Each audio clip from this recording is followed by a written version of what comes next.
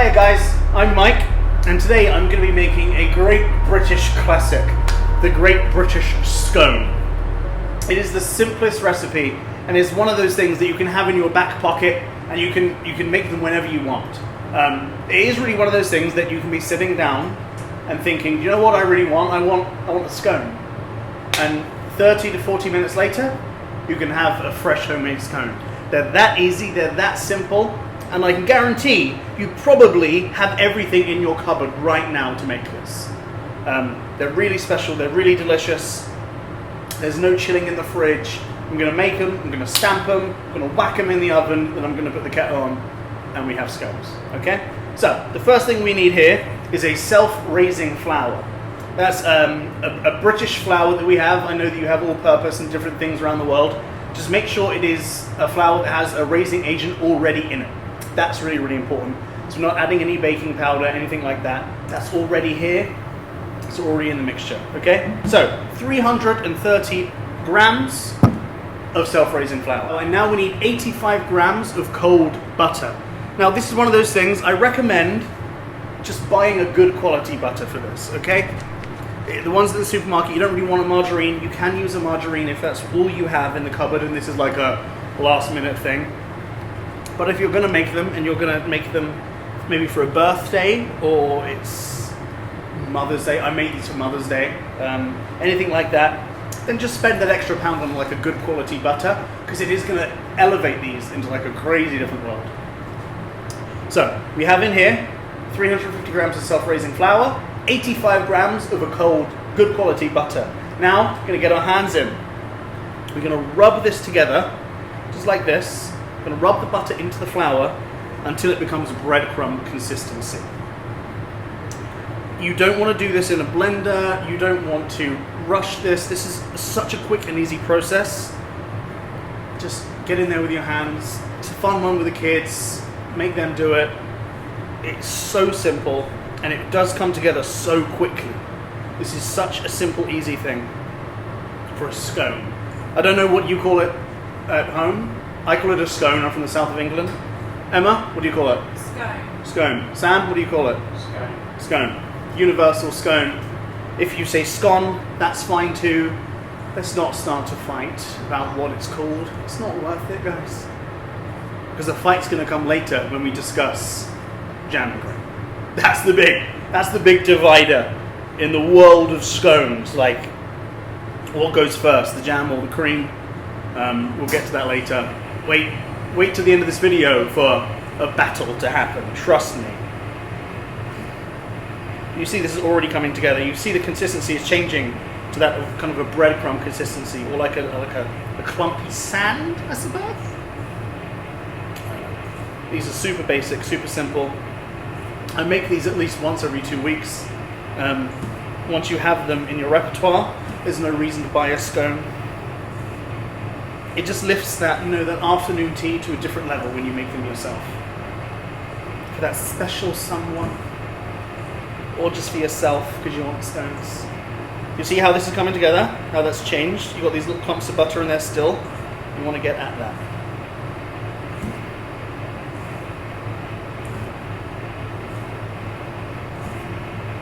Perfect. That's pretty much done at this point now. Now we want to add our sugar. We've got about 50 grams of caster sugar, like that. You can add less if you don't want them as sweet. You can add more if you want them sweet. At this point, actually, you can swap out the sugar and put some grated cheese in there, some grated cheddar or parmesan, and make a cheese scone. You don't need to add the sugar and the sultanas, the raisins we're putting in. You can put something savory in there as well. It's so versatile, but the idea is the same. Cool. That is all mixed together. Now, flour everywhere. In our measuring jug, going to crack 2 eggs. Going to get half of the egg on the countertop.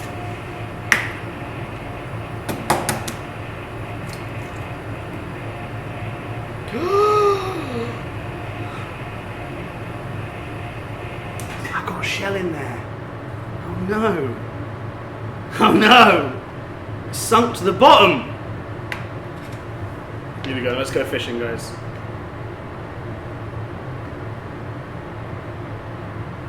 This is riveting entertainment.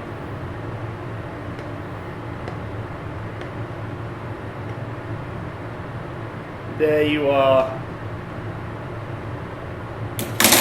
Got ya.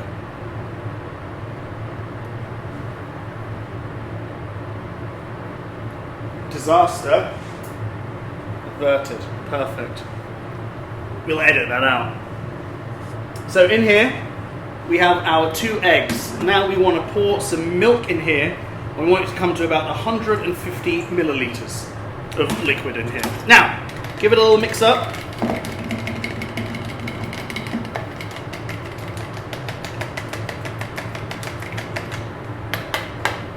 I'm going to pour it into here, okay? Super easy. Now, some flour acts different. It depends on the day, it depends on the bag of flour.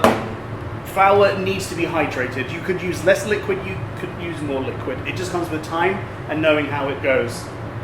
This is my first time using this bag of flour, so I don't know how thirsty it is. She's so thirsty. That is in there. I'm just going to mix it up. Start with a fork, and then later on we're going to get to, once again, just get in there with your hands. When it gets to the position, you see how that egg yolk, this is a good quality egg. I've got a Burford brown egg. They costed like £1 extra per thing, but they're so worth it. The quality and the color of that egg yolk will lift everything that you have and make it that kind of extra fancy quality that you want so much. Because as you know, I'm all about fancy at a little bit, tiny amount extra cost. When it gets to this consistency, pick up your raisins, your sultanas, your mixed fruit, your mixed peel, whatever you want to put in here. If you're making savory ones, don't. In there. Beautiful. And then mix it all together. You don't want to over knead this. This isn't a bread dough. We're not kneading anything. We're just bringing it all together into one nice little dough. See how easy this is? This is the kind of cooking I like. This beautiful dough. Lightly flour surface. Pop your dough out. I can feel this is quite a wet dough, so I might need to add some more flour into it. That's okay. I've got my oven preheated at 180 degrees. I'm also very much one of those cooks that my oven will be at 180 pretty much all the time, and I'll just cook it at 180. So, you don't really want to knead this, but you do want to bring it together. Your hands are going to be messy. Just accept it. I'm adding a bit more flour because I can feel it needs it. Move that out of the way so you can see what I'm doing. I can feel it needs that flour to come together. It's beautiful. We're going to make maybe 4 scones out of this.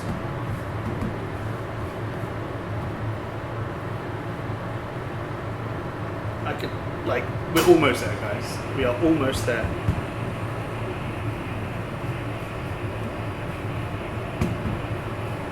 Shape it into like a nice little shape. You don't want to roll this out too thin. I've got a rolling pin in case I need it. But you know what? I don't think I need it. I don't think I need the rolling pin for this. You want that to be about 1 inch thick. And as I said, we're not overworking this. We're not kneading this like a bread dough. It's not a pizza. It's not a loaf of bread or anything like that at all. So, see, this is all about the hands. Don't worry about it. Got our baking tray ready. Want a bit of grease proof, or if you have one of these, use them. These were great. These are Silpat baking mats I bought. They hardly cost me any money on Amazon. I had them the next day. I swear by them. Okay, so we have our beautiful scone dough, about 1 inch thick. It's kind of cracked on the top. It's okay. They're going to be wonderful. Take our cutter. Straight or fluted, Emma? Fluted. Okay. Stamp 1. Pop it out. Pop it on your baking mat. 2. Stamp it out. Pop it onto your baking mat. 3. Pop it out onto your baking mat. Number 4, stamp it out, pop it on your baking mat. You know what? I think I've got enough to make some more. We can bring this together again.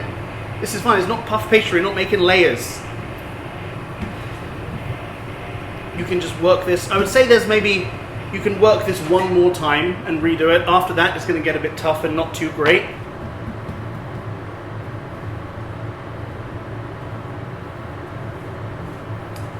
Another tip that I was told about making scones. When you put them together on a baking mat, it's okay to put them close together, because what that's going to do is going to encourage the scones to go up rather than to go out, because there's nowhere else to go. So by putting them together, you're encouraging that raising agent, that flour, that butter, those eggs, those beautiful ingredients we got in there to rise up.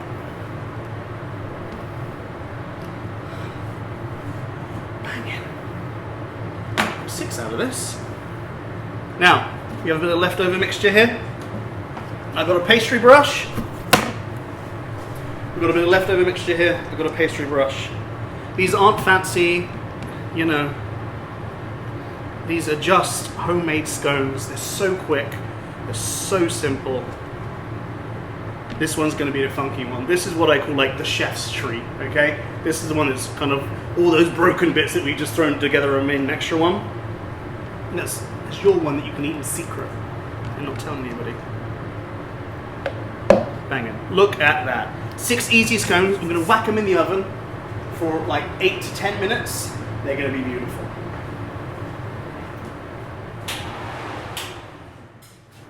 Okay, my friends, the scones have been in the oven for around, this batch have been in for about 10 to 12 minutes, okay? They've got a nice golden top on there, and I'm going to go get them out of the oven and show you how they look. Now, woohoo!